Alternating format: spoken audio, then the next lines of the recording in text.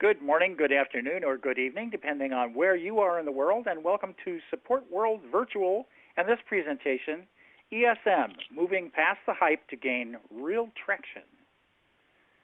This portion of Support World is brought to you by Atlassian, and there's a link to their website in the Attachments tab on your BrightTalk window, and also in the Attachments tab on your BrightTalk window, useful links to elsewhere, including a version of the slide deck from this presentation. You can download those as we go.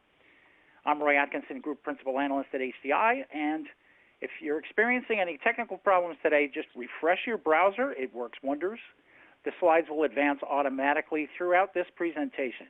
You can participate in Q&A by asking questions at any time during the webcast. They'll be answered during the Q&A session or during the webcast as David selects, as long as there's time. This is a short time frame, so we may not get to all your questions. As I mentioned, the slides will advance automatically. This webinar will be available on demand shortly after its completion, and you will receive a reminder to that effect. With us today, David Cannon, an industry expert and trusted consultant. David has been on the forefront of helping organizations understand and adjust to major shifts in the technology industry over the past 3 decades.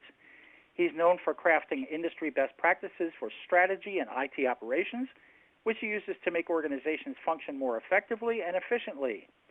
He has led consulting practices in Forrester, Hewlett-Packard, and BMC Software, and he believes that successful digital strategy is an enterprise initiative that integrates technology from multiple internal and external sources to achieve business success. David is the co-author of the ITIL 2007 Service Operation book, author of the ITIL 2011 Service Strategy book, and lead editor of the ITIL 4 Digital and IT Strategy book. And now, without further ado, David, I will hand it over to you. Thank you so much for being here today. Thank you, Roy, and hi to everybody on the call. Really good to be with you today. We don't have a lot of time in this session, and so I'd like to move straight into it. Today, we're going to be able to deal with moving past the hype. This is really a shortened version of a presentation that I will be giving later in the year at a conference, and that presentation is an hour long. Today, we have half an hour, and so I'll be dealing with part 1, which is moving past the hype. The gain real traction piece will be part 2, and look out for news about that. So let's look at ESM and what it means to be moving past the hype. And so in the outline of the presentation, I wrote a few things, and that's reflected in the agenda here. The hype consists really of a lot of vague promises and wishful thinking by a lot of different players in the industry. And so I thought I'd look at what some of those vague promises are and what their wishful thinking is about. And let's pull that apart. I'd then like to look at what the hype doesn't tell you.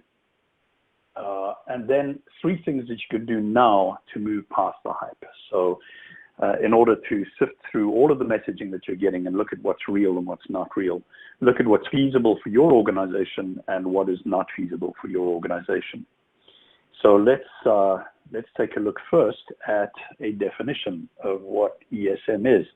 Now again, as many people as there are talking about this, that's about how many definitions there are out there. So I thought I'd simplify it, and this is probably the most simple definition that I could come up with. It's basically using service management practices and the tools that go with those practices to govern and manage an organization. In other words, what we're doing is we're learning from what we have done within many IT departments over the last 20 to 30 years, and we're applying that learning within a broader context. It's not just within the technology department, but also within various business units. And if you look at this definition, it also implies that you're using these practices and tools to manage the entire organization. That's what the word enterprise implies. So it's not just applying a single process to a single other business unit. That could be a component of ESM, but ESM is a lot broader than that. It really applies to the entire organization. So let's have a look at what that actually means and where the truth in ESM lies and what is really achievable today. So in the first instance, we're really talking here about the vague promises that have been made and the wishful thinking that we have. And I'm going to go through each of these points one by one because each of them is pretty important. The first assumption that is made when we talk about ESM is that what we've learned in IT is what the business needs most today. The application of ITSM practices and tools within another part of the business, the assumption is we've got it right, we're doing it better, this is the thing that you absolutely need to do. Actually, that's not always true. In many cases, the business has been very successful in using either their own service management frameworks or another management framework of a different type altogether. There is a dual direction in ESM that we really need to pay attention to. We can't just go and take what we've done and apply it or impose it on other parts of the organization. We really have to understand what it is that the other organization or the other part of the organization, how is it that they work? What works well for them? What doesn't work so well for them? Are there things we can learn from them that they've done well? In the things that they're not doing very well, are there things that we have achieved that we can help them with? And so there's very much a bi-directional learning that takes place whenever we go through an ESM project. This is not just about taking something that we do well and assuming that it's what's going to work for everybody else. We'll talk about this a little bit later, but service management is a very specific type of framework and it applies to very specific types of organizations. It does not apply to all types of organizations, not without a lot of stretching and deforming, if you like. So, for example, service management works very well in so-called service industries, industries like hotels and restaurants and healthcare groups and so on. You find that the principles of service management that we use in IT work very similarly in those types of organizations. They don't work quite the same way in manufacturing environments or oil and gas exploration environments. These are quite different, and you really do have to apply what you've learned a lot more than simply taking what we've learned in IT and moving it across into the business. So always bear in mind that what we have done in IT is not always going to be the best possible solution. It's also not always going to be easy to apply what we've done in IT to other parts of the business. To be honest, we talk about things like event management. Event management works really well because we have devices that we manage that generate events. And we're able to look at those events and sort them and understand what they mean and respond to them. A lot of businesses don't work, or they're using devices, or they're working with objects that don't actually produce those kind of events, that don't actually manage in that way. And so we have to look at a different way of monitoring and measuring and responding to business operations. So although we may be able to use some of the same principles, some of the same processes in some case, it's not always that easy to apply. So we really have to go in with a very open mind when we're starting to talk about, is service management really the best way of working with other business units? The third thing that we often assume is that ITSM tools make the task relatively easy. And if you believe some of the hype that you see on some of the tool adverts, they not only make it easy, but they make it totally seamless. You don't even have to worry about it. It's just plug and play. That is just so not true. ITSM tools can actually complicate the task pretty significantly if the business unit that you're working in works very differently to the way those tools are set up. And the answer is not always to change the way the business unit works so that they follow what the tool is doing. Sometimes we have to use a different approach, and sometimes that approach may not even involve tools at all. It may involve a different way of communicating between the different departments. It may involve a different type of process that we have not used in IT before. So ITSM tools can certainly facilitate certain types of process and certain types of business activity, but they certainly are not adequate to manage all levels of all business operations throughout the entire enterprise.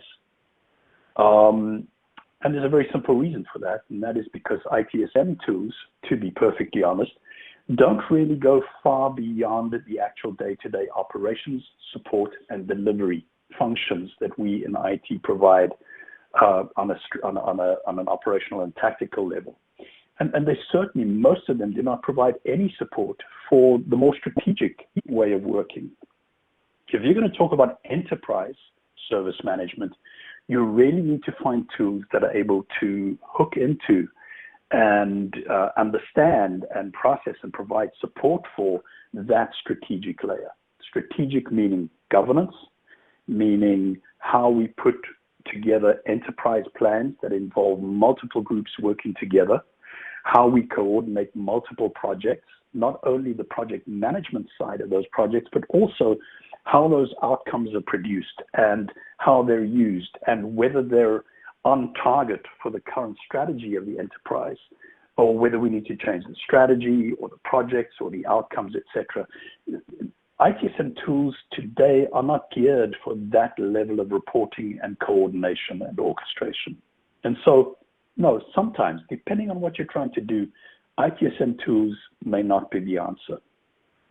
Now, I will say that if your task is to, let's say, provide a better way of,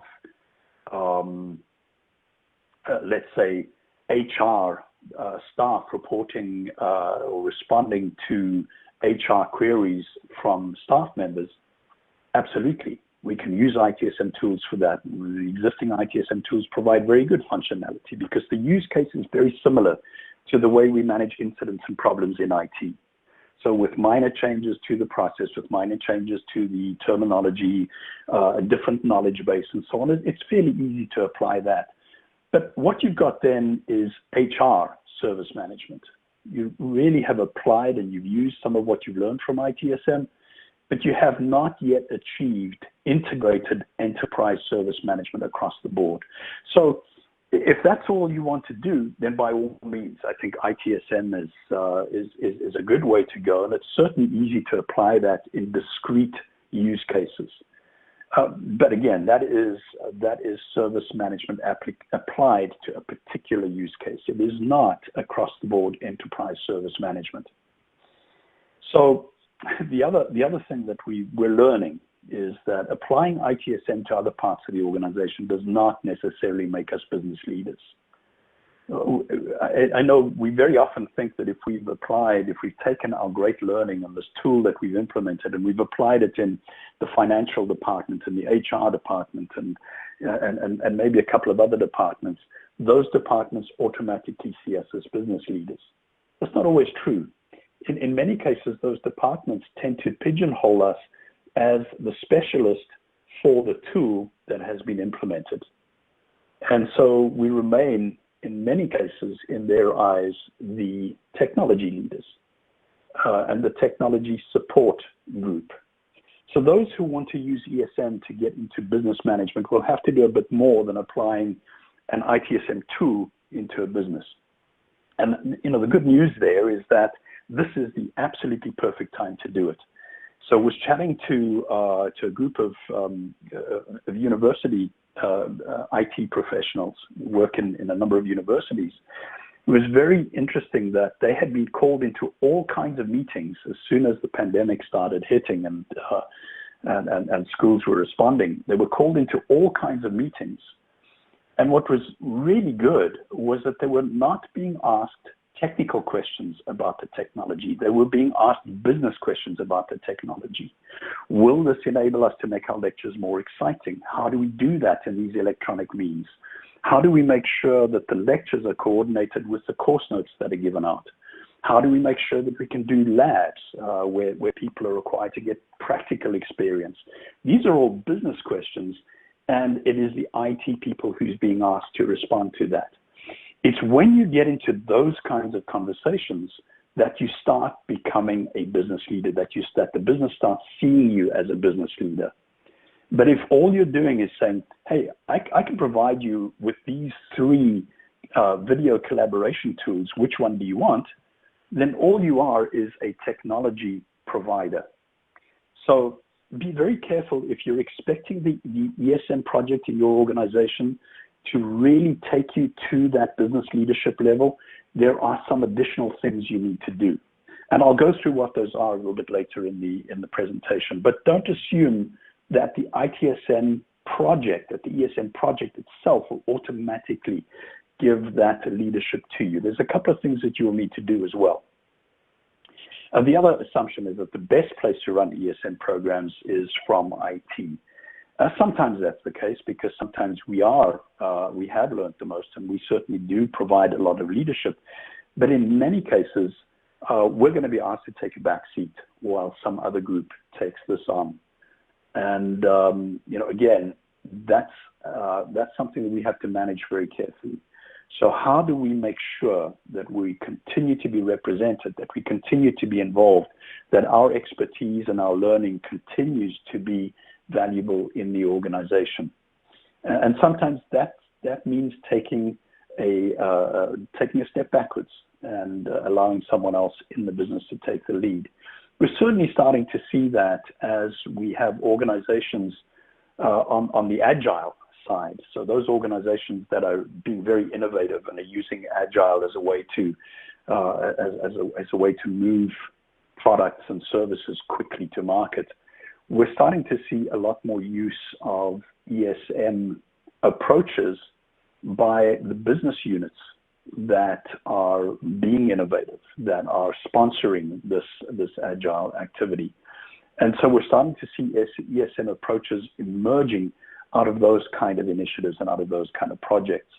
And it's very important, if we want ESM to be enterprise and not just restricted to IT, we as the so-called back office IT staff, support staff, delivery staff need to be engaging with the business units and with the agile development teams during that cycle, something that doesn't always happen.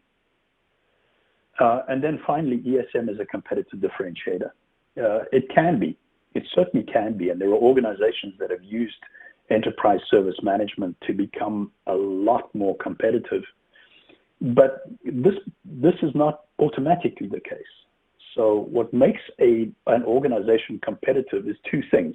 One is they have better products and services than anybody else. And so people go to them because customers go to them because they have better products and services than anybody else. And the second thing that defines competitive differentiation is the organization works more efficiently and more effectively than anybody else. In other words, when we say we're going to deliver something, we do it every time, we do it on time, and we do it under the price that we need to do it so that we can be profitable. Those are the two things that create competitive differentiation. If your ESM tool is aligned to one of those two outcomes, then it will be a competitive differentiator. But if all it does is create a different set of processes, a different set of tool sets to do things that you're already doing and maybe do it a little bit better, maybe save a little bit money, that's not a competitive differentiator. That may be a good improvement. It may certainly help the organization, but it certainly doesn't allow the organization to go out there and say, what differentiates us is the fact that we use ESM. And in fact, what we're seeing is that the more organizations that use ESM type projects, the less of a differentiator it becomes. Very soon, ESM is just going to be the stakes to play in the market. You're just going to have to be able to do it. You're going to have to use these practices throughout the enterprise if you want to stay competitive in the market. So it may not be a competitive differentiator, but it certainly will be important for you to remain competitive within the organization. So what the hype doesn't tell you. ESM projects are really enterprise-wide. When most people talk about ESM, they're really talking about some other type of shared service organization, HR, finance, maybe the legal department. These organizations typically benefit from an ITSM type approach to to managing their organization.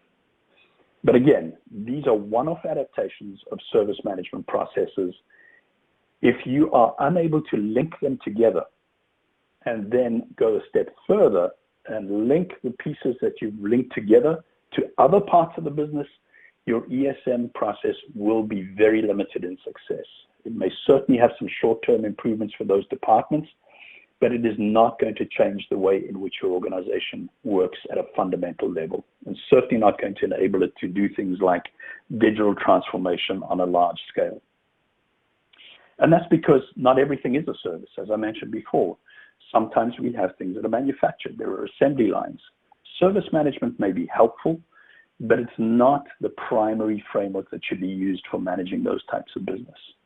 And so we also need to make sure that, when we're dealing with a business that has been using service management, maybe not IT service management, but has been using service management for a lot longer than we have, maybe, the ESM project comes from their side. It's led by them and not necessarily by us. Second thing that the hype doesn't tell you, second and third thing, is that ESM changes organizations. You can't just implement a tool and hope that it's going to work. Service management, if we want to use it, is going to have to change the culture of the organization. It's going to have to change the way the organization works. It's going to have to change your thinking about processes. It's going to have to change your thinking about policies and governance. And if you're not prepared to make those kind of changes across the board, ESM is going to be a very difficult struggle within the organization. So it takes a huge amount of investment and commitment to get an ESM project done. And again, I'm talking about more broader than just applying one process to a different organization. I'm talking about getting multiple parts of the business working together using the same type of language, the same kind of process, and the same kind of policies, etc. The other thing that the hype doesn't tell you is that ESM is already well underway in your organization, and it's not very formal. Right? People are using service management principles to get stuff done, and they're doing it because it makes a lot of sense. Let's never forget that ITSM was really a common sense type approach. It emerged out of what people were already doing. And so, you can imagine that the minute that ITIL 4 comes out, or the minute that ITIL 3 came out, it was already out of date because people started progressing further than that.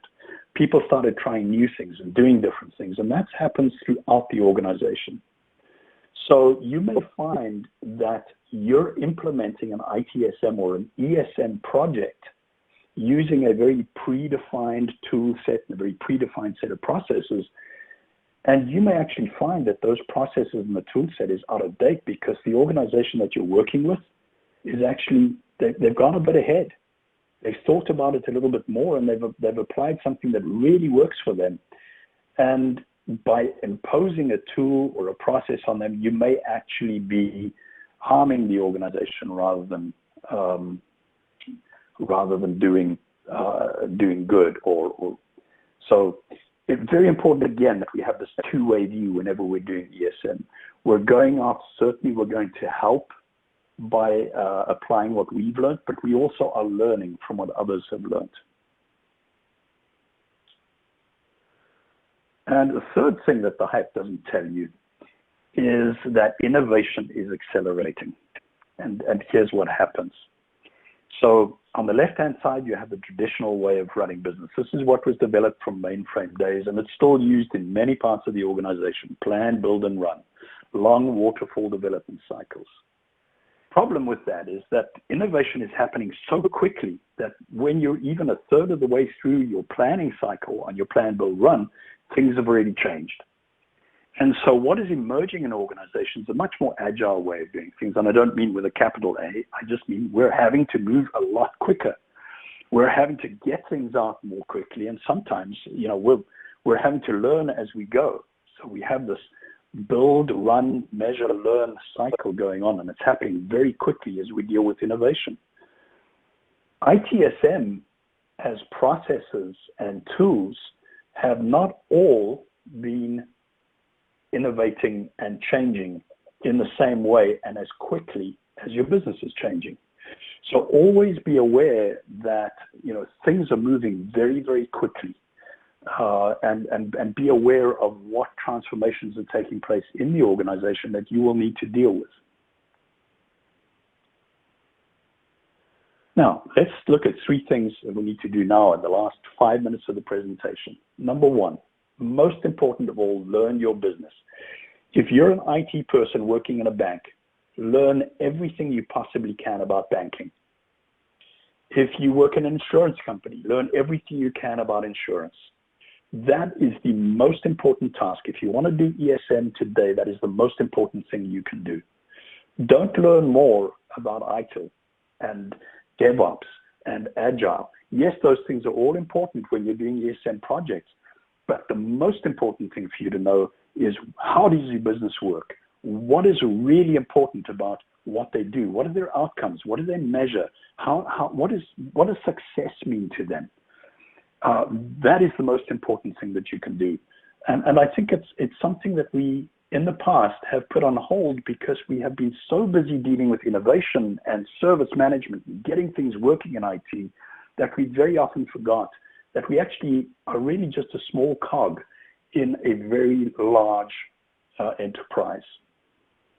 And this is not always a project. This is something you should be building into everything that you do. Build those relationships, listen, try and understand, attend meetings wherever possible, volunteer for projects that have nothing to do with IT, but which are involved in improving the business. Second thing that you can do now is forget the service catalog, build a portfolio. Now, of course, I'm being a little bit black and white here. You can't totally forget your service catalog. It's really important. But a catalog only tells you what you're doing today. It's a menu. It doesn't tell you about all of the dreams and possibilities that are coming your way. It doesn't tell you what could be. It just tells you what already is. So if you want to really get involved in ESM, you really have to think beyond what you're doing today. You have to look for holes, things that you're not doing, things that where maybe you're missing the boat, things that customers are asking for but you haven't been able to get to. Why are they asking for those things? Where is the investment? Where are people spending money? Are they spending it with IT, or are they taking their credit cards and going out to the cloud to buy something? Because they're not on the catalog. Learn all of those things. So not only do you need to communicate what things you offer, but you also need to understand the outcomes that your business is trying to achieve. You cannot provide valuable services if you don't understand what the business does with those services. Are they getting new customers? Are they developing new products? Are they increasing their market share? And what role do you play in making that happen? You can't answer those questions when you've got a service catalog or not. ESM is not going to happen within the organization. So start thinking, take a portfolio approach. And again, there's plenty of guidance around that out there. Final thing that you should do now, start thinking strategically. And maybe it's just because I've been writing books on strategy, but I can tell you one of the most frustrating things for business people is that whenever they speak to technology people, they get dragged down to the level of operations and what is going to happen with the cloud and how we manage that and what AI is doing and what machine learning is doing. You know what? Some people are interested in that stuff, but most people are not. Most people want to know, where is our organization going to be 5 years from now? Can AI help me do that? Don't tell me what AI is. Don't tell me how you're going to manage it. How is it going to help me do that? What's going to make the organization successful? What is the vision? What gets people excited in your organization? What can you contribute to them that really helps them get even more excited about it, because suddenly they'll realize that it's possible? These are the things when I talk about thinking strategically. Think about value. Think about what's important to the growth of the enterprise as a whole, and not just about the problems that you're going to solve by implementing an ITSM or ESM tool. Still to come. That's in the second piece that will be presented at the conference, and I have just ended. There are my details. Thank you very much for your time. Thank you very much, David, and thank you to Atlassian, our sponsor for this portion of Support World Virtual. This webcast is copyright 2020 by Informa Tech, and HDI is solely responsible for the content, and individual speakers are solely responsible for their content and opinions. Thank you for joining us today, and we'll see you again soon.